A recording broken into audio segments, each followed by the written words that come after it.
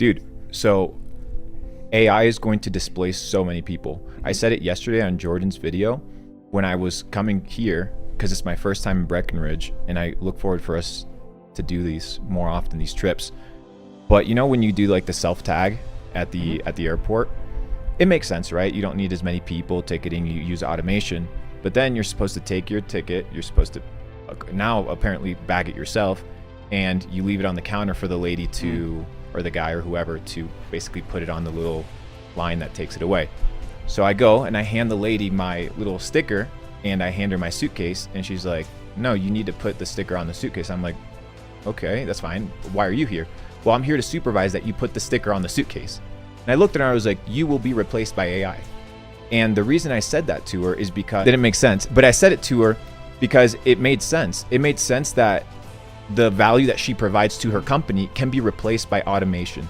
And I think the level of intelligence that it's going to be able to have long term, not short term, I think that there's an extensive period of growth. What we're seeing right now is sort of like ground rules, and you see this automation kind of playing, because sometimes Chat GPT does some dumb stuff, right? And it plays within the sandbox of the creator. So the creator sets the rule set, right, as to how the AI can process information and what it can't talk about or can't touch. So as they begin to expand kind of the API, or other companies begin to develop their own products, and as entrepreneurs and like us that are kind of like on more of a come up stage and not that established big organization kind of structure, which I personally don't really enjoy anyway, we can start creating, as tools become more available, we can create our own AI and train our own AI.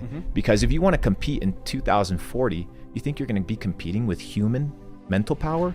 No, dude. You have to be competing with your AI, with your robots, with your automations, with your softwares, because that's where the future is headed, and it's going to be huge.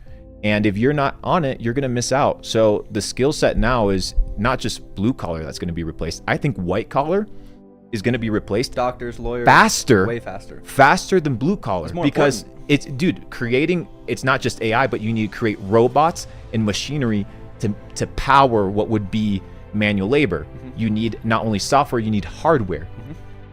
But on white collar, dude, most of this stuff is now digital. You only need software. You do not need to go into hardware necessarily.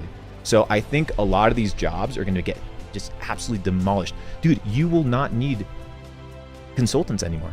You can consult the most intelligent consultant there is, right? If you teach it that way. But I think people need to start utilizing it. If not, they're going to be left behind. I think it's powerful. Like short term right now, and then once things do change, how does our world still fundamentally operate? Because this could threaten capitalism. Freedom, it could threaten freedom, bro, beyond capitalism. So short term, next few years, there's like, I feel like it's gonna be like phases of AI. So yeah, like for sure. This first phase that we're hitting right now, because it's here. And yeah. It's good. And it's like hot too. And anyone can use it. It's hot, dude. And so it's like happening. And so obviously there's a lot of like value arbitrage opportunities to make a little short term business, but eventually one AI is gonna rule them all. So short term, phase one, what should people do? Yeah, so how you can participate per se in kind of like the AI revolution, we'll call it, is you need to start if you're an entrepreneur per se, you need to start building companies of the future. Okay. Technology is accelerating so quickly that if you're building companies of today, tomorrow they'll become irrelevant. So you need to build companies of the future. You need to build companies that are going to be relevant tomorrow, and that the evergreen period before that becomes irrelevant is extensive. For example, the first introduction of the internet. If you started building products and companies when the internet started, before AI or crazy automations were introduced, you had what, 20 years, 15 years, a pretty decent gap right there to build. I think we're going to have a decade where AI is still very, that long. Okay. Yeah, for sure. Because you're talking about, but maybe I'm wrong, dude. Maybe I'm wrong. Like, we don't know the capacity that currently exists. True. And the fact that what is currently publicly available is so powerful has to be a clue that there is something more powerful out there in private Google hands, has bro. One. This is 100%, the first one that dude. got public. 100%. One of the members from Capital Club sold one of his companies for 50 million, and he was a software guy. And I asked him the same question, what do you think about AI? And he's like, dude, you have no idea. If you think what they released in the public is the actual stuff, they gatekeep 99.9% of stuff. So the amount of power that's already out there It is scary. And if you look at, for example, BlackRock uses an AI called Aladdin to do forecasting and predictions. And they've had this model being developed over the last several years, and that beats and trumps every other software and automation and any other person that's playing the game. Like they could have had such an evolved AI for so long 100%, trading dude. markets, and if it's like actually a true AI, think about the advantage you have to have to make that much. 13 trillion plus Done. whatever in assets Done. under management.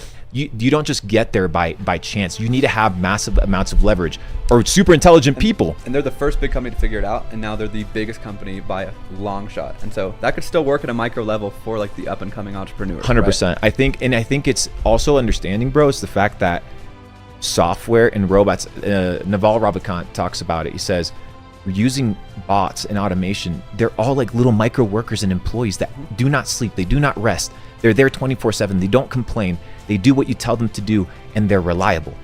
Yeah. And that's super powerful. And there's a few things that I think are extremely important that I think AI and technology will never be able to replace, which is human connection, which is community, and emotional connections. I think that like transcend momentary like happiness. I'm talking about deep relational, emotional connections. I think that these also create culture, right? Culture is dictated and created by people. And I think that there's a human factor and a human element that allows the world to go round.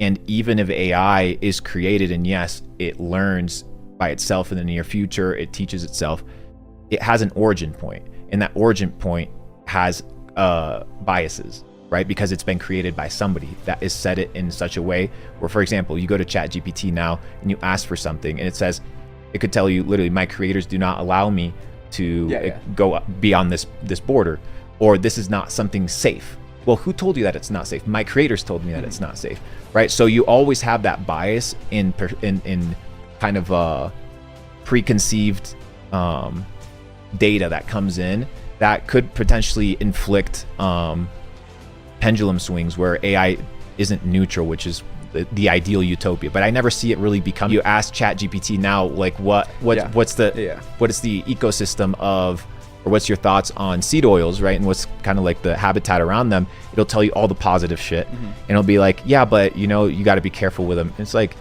anybody that truly understands seed oils will tell you, do not consume that. So you are playing within what, well, I think it's very simple. It's been happening since the dawn of kind of controlled civilizations, which is you need to keep your citizens and your slaves, you need to keep them in check, right? And the best way to keep them in check is to keep them weak. And we've kind of transitioned from manual labor kind of being the main force of slavery to now it being more of like mental and energetic and time-based consumption. And the system kind of realized, me beating a slave with a whip, I'm not getting the most out of him, right?